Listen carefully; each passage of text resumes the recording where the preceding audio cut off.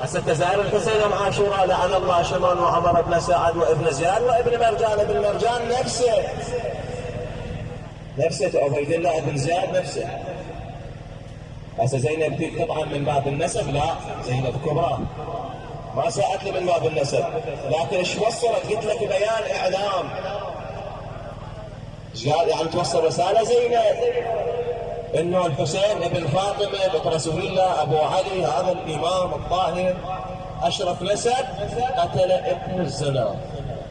مرجانه امه معروفه جلكم الله بالزنا، عيرته زينب. شوف ايش قالت له؟ قالت له فتلتك امك يا ابن مرجانه.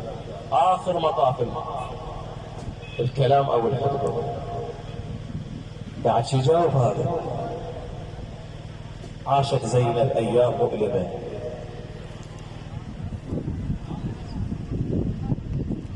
انا الجماعه يمكن عندهم وقت ومريض راح اختصر وادعرج الى قضيه. هسه هي مواقف زينب كلها مؤلمه، لكن الشرف في يوم رجوع زينب اللي امير المؤمنين يقول اعظم زياره الى القلب عند الله هي زياره ابنتي زينب الى. لذلك هذه الزياره الى ثلاث مواقف كثيره والى ثلاث فضائل. من زار وعارف بحق له 70 حجه عمره مهم كانما زار الله في عرشه. هذا مليء لكن راح اختصر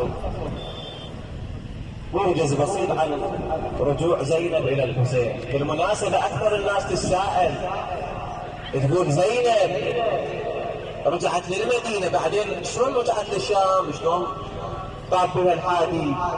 اخوان زينب لما رجعت للمدينه قامت ثوره كبرى. قلت لك بيان اعلام، الوشايه راحوا ليزيد بالشام قالوا له انت بالشام وزينب راح تسوي انقلاب عليه. قالوا عم احنا ما نخلص من زينب، ايش سوت فينا بالكوفه زينب؟ ايش سوت فينا بالشام زينب؟ ايش سوت بكربلاء زينب والان بالمدينه؟ لذلك اجبروها على الخروج من المدينه. لازم تطلع زينب من المدينه، ما طلعت بارادتها، ما تترك دار الحسين، ما تترك اولاد الحسين، ما تلتفت السجاد.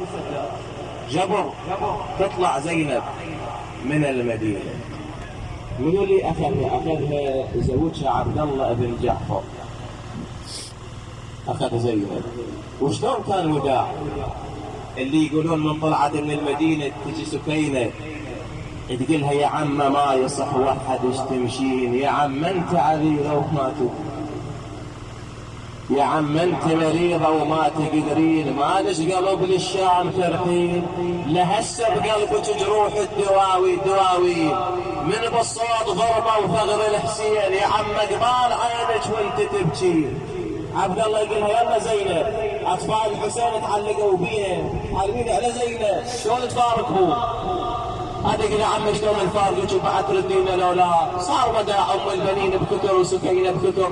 عبد الله يقولها يلا زينب، تقول له بعد يا عبد الله ما خلصنا الوداع، بعد دار الكفيل نزورها بساعه، اللي حق على زينب حلو الاطباع.